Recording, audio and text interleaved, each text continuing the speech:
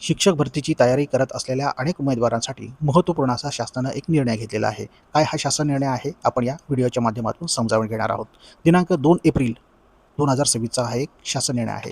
यामध्ये शासनानं काय निर्णय घेतलेला आहे? तर पवित्र पोर्टलमार्फत शिक्षक पदभरतीचा मुलाखतीसह हा प्रकार निवडणाऱ्या शैक्षणिक संस्थांनी मुलांची निवड करण्यासाठी अनुसरावयाची मानक पद्धती निश्चित केलेला आहे. तर यामध्ये शासनानं काय निर्णय घेतलेला आहे? तर शैक्षणिक संस्थांनी उमेदवाराची निवड करण्यासाठी शासनानं काय केलेलं आहे? ही एक मानक पद्धती निश्चित केलेली आहे, ज्याद्वारे शिक्षकांची आता निवड केली जाणार आहे. यापूर्वी आपण काय करूया, की प्रस्तावनामध्ये शासनानं एक यामागची पार्श्वभूमी काय आहे, ही समजावून घेऊया. राज्यातील स्थानिक स्वराज्य संस्थांच्या शाळा तसेच खाजगी व्यवस्थापनाच्या अनुदानित, अंशतः अनुदानित, विना अनुदानित शाळांमधील शिक्षक पदभरती, शिक्षक अभियोग्यता व बुद्धिमत्ता चाचणी या परीक्षेच्या गुणांच्या आधारे पवित्र पोर्टलमार्फत करण्याचा निर्णय शासनानं 2017 मध्ये घेतलेला आहे.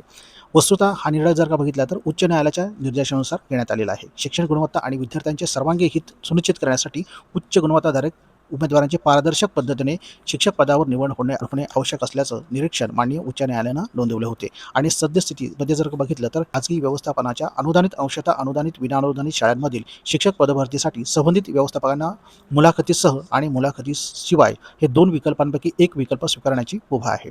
म्हणजे सद्यस्थितीला आपण जर का बघितलं तर ज्या खाजगी व्यवस्थापनातील शाळा आहेत त्यांना काय केलेलं आहे, तर 2 विकल्प देण्यात आलेले आहेत. मुलाखतीशिवाय आणि मुलाखतीसह हे 2 विकल्प त्यांना निवडायचे आहेत. मुलाखतीसह हा विकल्प स्वीकारणाऱ्या संस्थांना दिनांक 12/2/2025च्या अधिसूचना अन्वये 1:3 या प्रमाणामध्ये उमेदवार उपलब्ध करून देण्यात येतात.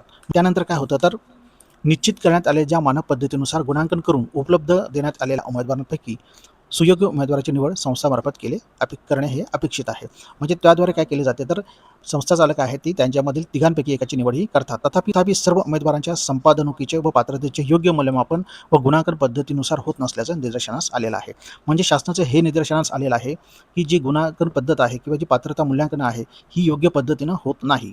म्हणजेच काय आहे, तर संस्था चालकांकडे मुलाखतीसह हा विकल्प जेव्हा निवडतात तेव्हा मुलाखतीचे गुण देण्याचा सर्व अधिकार त्यांच्याकडे असतो.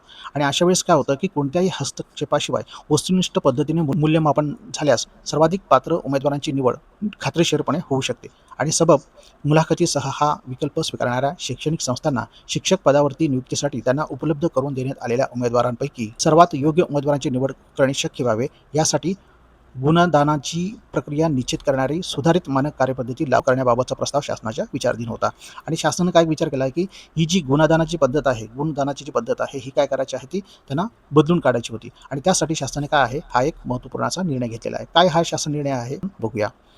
तर बघा आता काय त्यांनी शासनाने निर्णय घेतलेला आहे, तर सुधारित गुणांकन प्रक्रियेनुसार एकूण 100 गुणांपैकी सर्वाधिक गुण प्राप्त करणाऱ्या उमेदवाराची निवड करून त्यास नियुक्ती देणे क्रमप्राप्त राहील.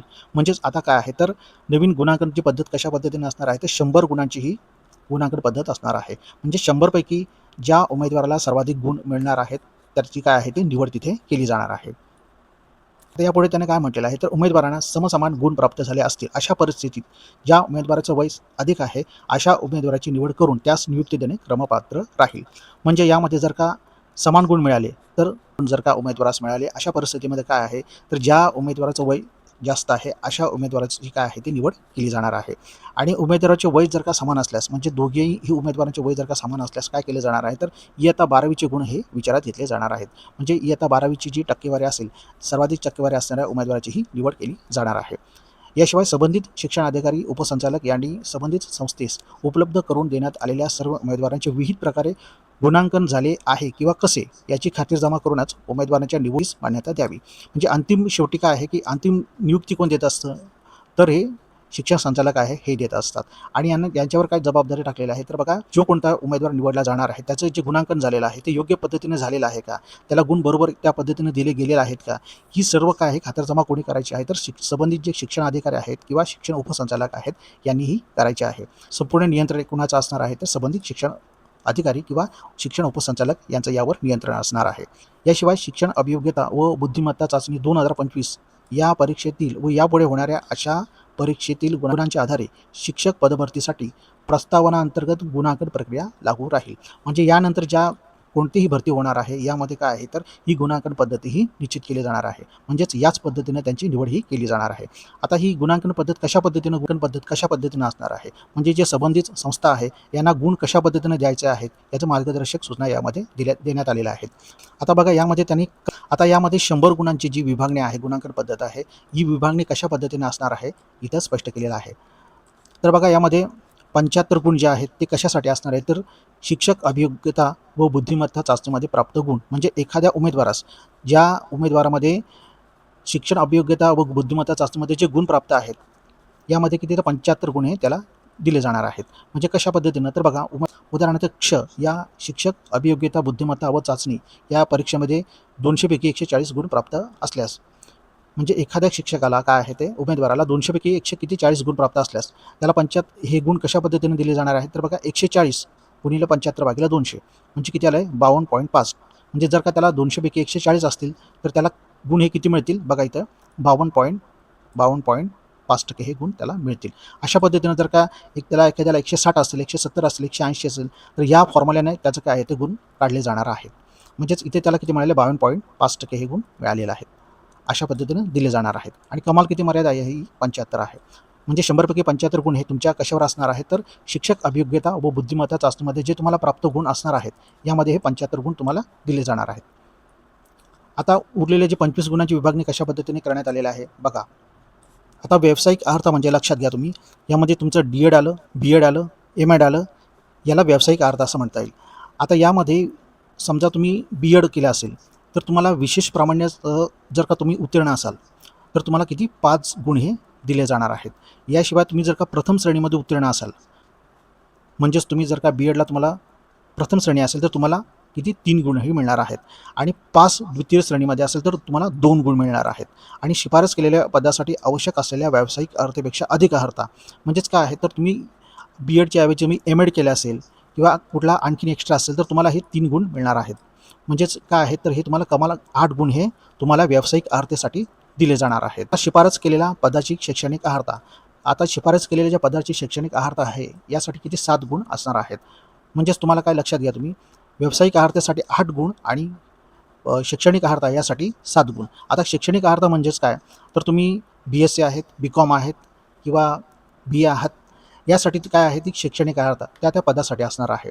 यासाठी तुम्हाला जर का तुम्ही विशेष प्रावीण्यासह उत्तीर्ण असल्यास, तुम्हाला जर का विशेष प्रावीण्य मिळालं असेल त्या डिग्रीमध्ये तर तुम्हाला 5 गुण हे मिळणार आहेत. तुम्ही प्रथम श्रेणीमध्ये जर का उत्तीर्ण असाल बघा BA, BSc किंवा BCom यामध्ये तुम्ही जर का प्रथम श्रेणीमध्ये उत्तीर्ण असाल तर तुम्हाला 3 गुण मिळतील. आणि द्वितीय श्रेणीमध्ये जर का असाल तर तुम्हाला 2 गुण मिळतील.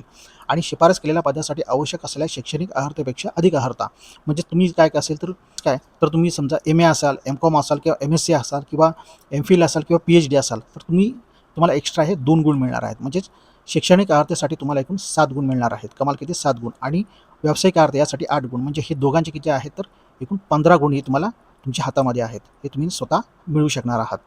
म्हणजे लक्षात घ्या मित्रांनो, तुमच्याकडे जवळपास 90 गुण तुमच्या हातामध्ये आहेत. हे 90 गुण तुमच्या हातामध्ये आहेत. आता उरलेले 10 गुण आहेत हे कुणाच्या हातामध्ये देण्याचं आहे तर बघा, ही जी संबंधित शिक्षण संस्था आहेत यांच्याकडे किती फक्त कमाल 10 गुण देण्याचे अधिकार आहेत. म्हणजे काय आहे तर मुलाखत व अध्यापन कौशल्यासाठी यासाठी किती 10 गुण निश्चित केलेले आहेत. मुलाखत, व्यक्तिमत्व चाचणी व संभाषण कौशल्य या संदर्भामध्ये 5 गुण तुम्हाला दिले जाणार आहेत की तुम्ही कशा पद्धतीनं संभाषण करता, तुमच्याकडे कशा पद्धतीचं कौशल्य आहे यासाठी 5 गुण आहेत. यानंतर अध्यापन कौशल्य, तुम्ही कशा पद्धतीने शिकवता यासाठी तुमच्याकडे 5 गुण दिले जाणार आहेत. आणि शिफारस केलेल्या विषय गटातील विषय ज्ञान, चिकित्सक ज्ञान व योजना क्षमता ज्ञान यासाठी 2 गुण असणार आहेत. आणि उमेदवाराचा पाठ निरीक्षण यामध्ये पाठाची पूर्वतयारी, विषय मांडणी, पाठादरम्यामध्ये शैक्षणिक साहित्याचा प्रभावी वापर यासाठी 2 गुण असणार आहेत. आणि पाठामध्ये शिक्षणामध्ये विद्यार्थ्यांचा सहभाग, प्रतिसाद यासाठी 1 गुण असणार आहेत. म्हणजे कमाल किती इथे तुम्ही देऊ शकणार आहेत ते तर 10 गुण तुम्हाला मिळणार आहेत. 10च्या वर इथे गुण तुम्हाला देऊ शकणार नाही आहेत. तर मित्रांनो, अशा पद्धतीने बघा जवळपास 90 गुण जे आहेत ते उमेदवाराच्या स्वतःच्या हातामध्ये आहेत. कारण तुमचं मित्रांनो जवळपास 90 गुण जे आहेत ते तुमच्या हातामध्ये आहेत. म्हणजेच शिक्षण अभियोग्यता आणि बुद्धिमत्ता चाचणीमधले तुम्हाला पडलेले गुण, याशिवाय तुमच्याकडे जी व्यावसायिक अर्हता आहे किंवा शैक्षणिक अर्हता आहे याचे गुण, आणि फक्त खाजगी संस्थांना किती तर ते 10 गुण त्यांच्या हातामध्ये असणार आहेत. म्हणजे 100 गुणांची ही विभागणी अशा पद्धतीने केली जाणार आहे. म्हणजेच 100 गुणांपैकी जेवढे तुम्हाला सगळे गुण मिळणार आहेत त्यावर तुमची ही नियुक्ती किंवा निवड ही केली जाणार आहे. आणि विशेष म्हणजे या सर्वांवर बघा या सर्व निवड प्रक्रियावर संबंधित शिक्षणाधिकारी आणि उपसंचालक यांचे काय आहे ते लक्ष ठेवायचं आहे आणि योग्य पद्धतीने गुणांकन झाले आहे किंवा कसे हे सर्व काय आहे तेच खातरजमा त्यांना करायचे आहे आणि मगच त्यांना काय नियुक्तीही द्यायची आहे. तर अशा पद्धतीने मित्रांनो हा एक महत्त्वपूर्ण असा शासन निर्णय आहे, ज्याद्वारे काय आहे तर शिक्षक बनण्यासाठी आणि अशा पद्धतीने या शिक्षक भरतीमध्ये पारदर्शकतापणा आणण्याचा शासनाने एक महत्त्वपूर्ण असा हा निर्णय घेतलेला आहे. खाली डिस्क्रिप्शनमध्ये हा तुम्हाला मी शासन निर्णय सुद्धा देत आहे. यामध्ये जाऊन तुम्ही डाउनलोड करून हा पाहू शकता आणि हा व्हिडिओ आवडल्यास लाईक करा, कमेंट करा आणि शेअर करा.